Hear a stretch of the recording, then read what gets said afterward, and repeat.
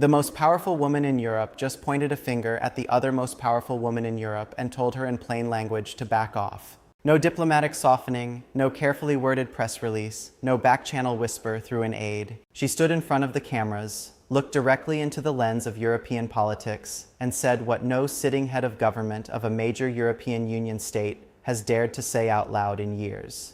You do not control me. Brussels froze because this was not some fringe leader from a small country throwing a tantrum to score domestic points. This was the Prime Minister of Italy, the third largest economy in the Eurozone, a founding member of the European Union, a country that has pumped hundreds of billions into the European project, telling the President of the European Commission that her threats are hollow, her authority is borrowed, and her warnings will not land where she intends them to. The President of the Commission had made her move. She had dangled the sanction threat like a sword above the Italian leader's head, expecting the same flinch she had gotten from others, the same quiet retreat, the same performance of compliance. She did not get it.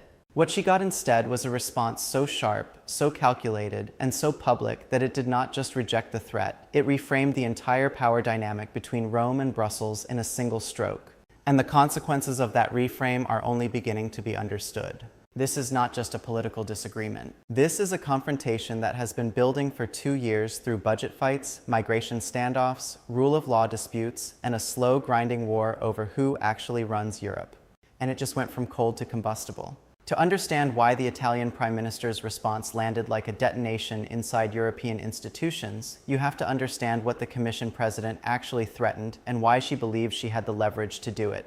The confrontation did not begin with a single incident. It began with a pattern. Since the current government in Rome took office in October of 2022, it has pursued a governing agenda that Brussels has watched with increasing alarm. Tighter border controls, pushback against mandatory European Union migration redistribution quotas, resistance to certain elements of the Green Deal that the government argued would devastate Italian industry and agriculture. A foreign policy that maintained pragmatic distance from Washington's evolving transatlantic posture. And perhaps most provocatively, a refusal to treat the European Commission as the ultimate arbiter of Italian domestic governance. For a long time, the tension was managed. There were meetings, communiques, carefully phrased statements of concern. The Commission President was not eager for an open fight with the leader of a group of 7 countries, and the Italian leader, for her part, was not so ideologically rigid that she could not negotiate. Italy needed European Union recovery funds. The relationship had to be managed, but the equilibrium shattered when Brussels moved to formalize its pressure campaign. The Commission began signaling through official channels and through allied media that Italy's conduct on multiple fronts, migration policy, rule of law compliance, budget discipline, was approaching the threshold that could trigger formal infringement proceedings, or, in the most extreme language being floated, sanctions mechanisms under Article 7 of the European Union Treaty. The same mechanism that had been used with mixed results against Hungary and Poland, the nuclear option of European Union institutional politics. The message to Rome was unmistakable. Fall in line or face consequences. What Brussels miscalculated was the political moment inside Italy, because when that message arrived, the Prime Minister was not in a position of weakness. She was in a position of strength, arguably the strongest of her entire tenure. Her coalition was holding. Her poll numbers were robust. Her handling of several domestic crises had been judged favorably by Italian voters, and crucially, she had just returned from a series of international engagements, including direct contact with figures in the incoming American administration's orbit that had signaled to European capitals that Italy now had foreign policy options that bypassed Brussels entirely. So when the sanction threat landed, the Italian leader did not reach for the phone to call her counterpart in Brussels. She did not send a conciliatory letter to the Commission. She did not ask her European Affairs Minister to quietly negotiate a de-escalation. She went public. The statement that emerged from Palazzo Chigi, the Italian Prime Minister's official residence, was extraordinary in its directness. She made clear that she considered the threat of sanctions not just politically unjustified, but constitutionally offensive to Italian sovereignty. She framed it not as a Brussels-Rome dispute, but as a fundamental question about whether elected national governments in the European Union were subordinate to unelected Commission bureaucrats. She named the dynamic explicitly. She said, in terms that left no room for interpretation, that she had not been elected by Italian voters to implement the agenda of the European Commission. She had been elected to govern Italy. That line, the core of her response, was not improvised. It was surgical because it did not just push back against the Commission president personally. It activated a debate that Brussels has always been terrified of having in the open, the legitimacy question. Who in the European system actually holds democratic authority? The elected heads of government of member states, or the appointed president of an institution that no European citizen directly votes for? By forcing that question into the public arena, the Italian Prime Minister did not just defend herself, she turned the confrontation into an indictment, and she was not fighting alone. Within 48 hours of her public statement, political leaders in multiple European Union capitals who had privately shared her frustrations began to signal support. Not all of them went on record.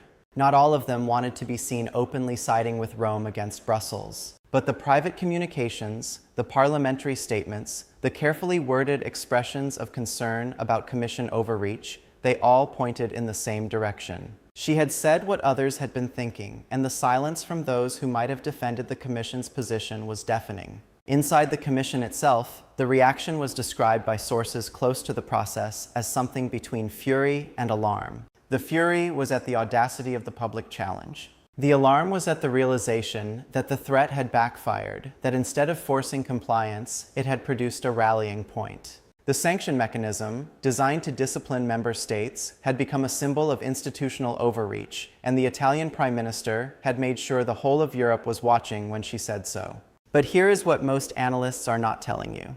The sanction threat was never purely about policy compliance.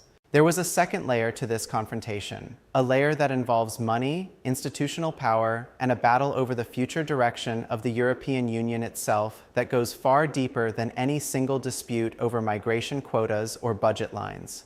Because what Brussels was really trying to protect was not a rule, it was a system. And the Italian government had just put its hands around that system's throat and squeezed.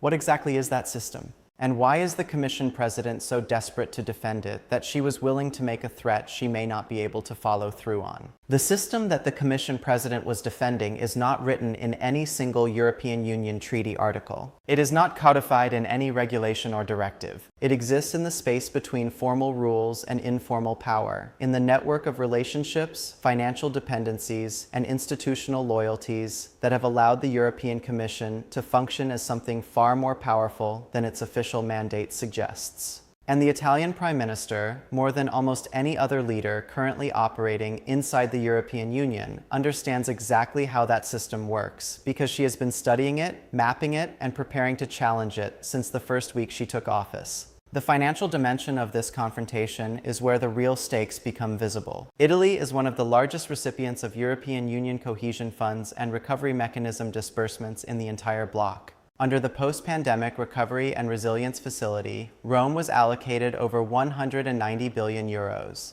the single largest national allocation in the entire program. That money comes with conditions, reform milestones, compliance benchmarks, reporting requirements that give the Commission ongoing leverage over the Italian government's legislative and economic agenda. In theory, it is a partnership. In practice, it is a leash. And the Commission has never been shy about using disbursement delays as a pressure tool against governments it considers non-compliant. The implicit message has always been the same. The money flows when you cooperate, and it slows when you do not. The Prime Minister walked into office knowing this, and her strategy from the beginning was not to reject the funds.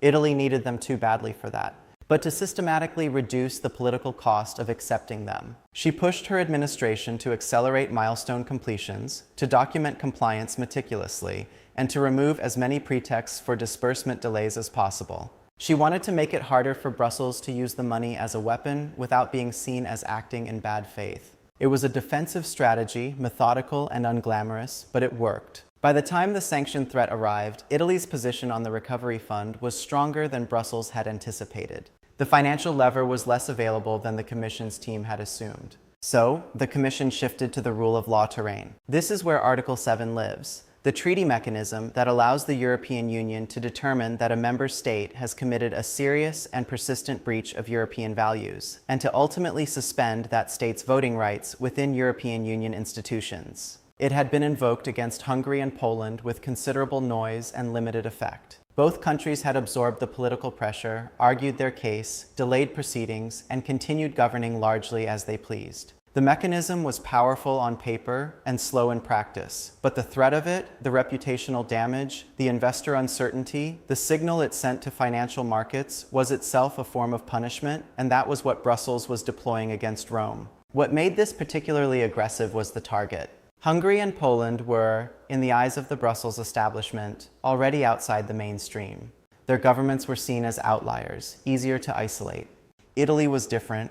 Italy was a founding member. Italy sat at the center of the European project's historical legitimacy. Invoking Article 7 against Rome would not just be a legal proceeding, it would be a political earthquake that shook the foundations of European unity in ways that Brussels could not fully control or predict. The very fact that the Commission was willing to float this option signaled how serious the breakdown had become. And it signaled something else too, that the Commission president had concluded that the Italian leader could not be managed through normal channels anymore. That conclusion was itself a political miscalculation of significant proportions. Because the Italian Prime Minister had spent 2 years building exactly the kind of international positioning that made her harder to isolate. Her relationship with the incoming American administration, cultivated carefully and visibly, had given Italy a direct line to Washington that bypassed both Brussels and Berlin. Her engagement with conservative and sovereignist leaders across Europe had created an informal network of governments that shared her skepticism of Commission overreach.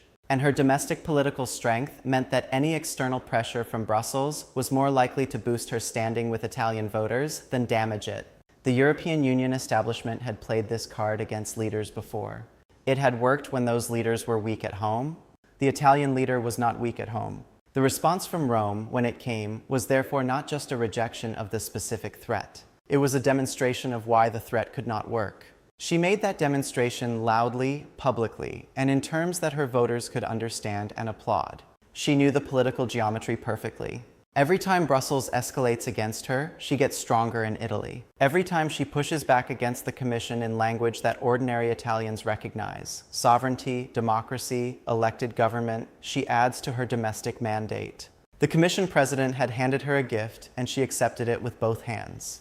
But the confrontation exposed something beyond the tactical back and forth of two politicians maneuvering for advantage. It exposed a structural crisis inside the European Union that neither side has a clean answer to.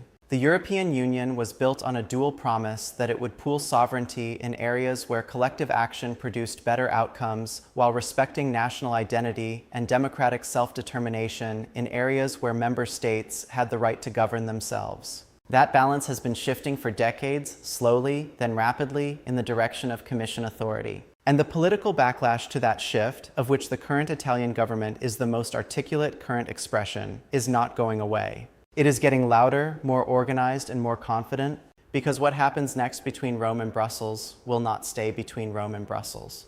There are governments watching this confrontation from Warsaw, from Budapest, from Stockholm, from The Hague, governments that have their own grievances with the Commission, their own battles over sovereignty and democratic legitimacy, their own reasons to study how the Italian leader fights and whether her methods produce results. If she emerges from this confrontation without meaningful punishment, the message to every other European Union leader with Commission problems will be unmistakable. And that is precisely what is keeping the lights burning late in Brussels tonight. But there is one more dimension to this story. The one that neither side is discussing publicly, a hidden pressure point that sits beneath all the political theater, all the treaty language, all the sovereignty rhetoric, a pressure point that, if it breaks, does not just damage one leader or one institution, it changes the map of European power permanently.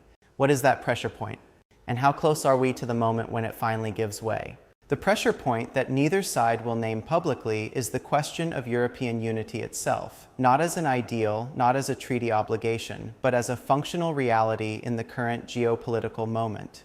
Because the confrontation between Rome and the Commission is not happening in a vacuum. It is happening at the precise moment when Europe faces its most serious external pressures in a generation, a war on its eastern border that has no clear end, a transatlantic relationship with Washington that is more transactional and less guaranteed than at any point since the Second World War, a Chinese economic challenge that is reshaping global trade in ways that European institutions are still struggling to process, and a domestic political landscape across the continent that is moving, country by country, in a direction that the Brussels establishment did not predict and cannot reverse.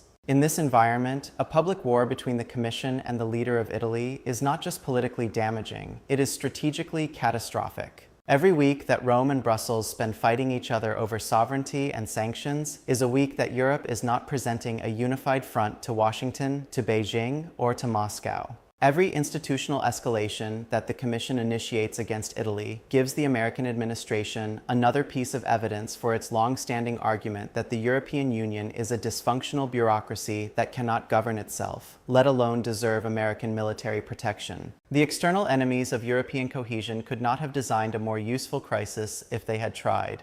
And the tragedy is that Brussels walked into it with its eyes open. The Italian Prime Minister understands this leverage completely. Her public statements have been careful to frame her resistance not as anti-European, but as pro-European in the deepest sense, a defense of the democratic legitimacy that the entire European project depends on for its survival. She is not arguing that Europe should dissolve. She is arguing that Europe cannot hold together if its institutions treat elected national governments as administrative subordinates rather than sovereign partners. That argument resonates not just with her own voters, but with a much wider European public that has grown increasingly skeptical of Commission authority without accountability. She is speaking to an audience far larger than Italy, and she knows it.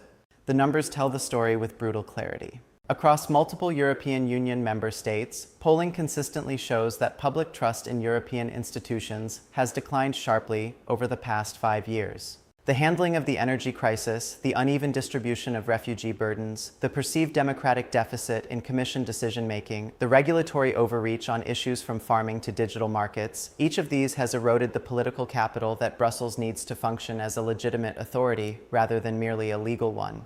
The Commission has responded to this trust deficit not by reforming its approach, but by doubling down on enforcement. The Article 7 threat against Italy is a symptom of that instinct. When legitimacy weakens, the temptation is always to substitute coercion. But coercion applied against a strong, popular, democratically elected government does not restore legitimacy. It destroys what remains of it. This is the trap that Brussels has walked into, and the Italian leader did not push them into it, they walked in themselves. The outcome of this confrontation will define the internal architecture of the European Union for the next decade. If the Commission follows through on sanctions, it risks fracturing the political coalition that keeps the European Union's institutional structure intact, energizing sovereignist movements across the continent, and handing the Italian Prime Minister a martyrdom narrative that will make her untouchable in Italian politics for years. If the Commission backs down, it confirms what the Prime Minister's allies have been arguing all along, that the Commission's enforcement mechanisms are paper threats, that determined resistance works, and that the balance of power inside the European Union has shifted in ways that Brussels has not yet fully accepted. There is no clean exit for the Commission from the corner it has painted itself into, and the Italian Prime Minister is in no hurry to offer one. Italy will not be puppeted. Europe will not be the same. And the woman standing at the center of this storm has just made sure that everyone in Rome, in Brussels, in Washington, and in every capital watching understands exactly what she is willing to do to prove it. The real question now is not whether she will bend. She has already answered that. The real question is how many other European leaders are quietly watching her stand firm and deciding that they are ready to do the same.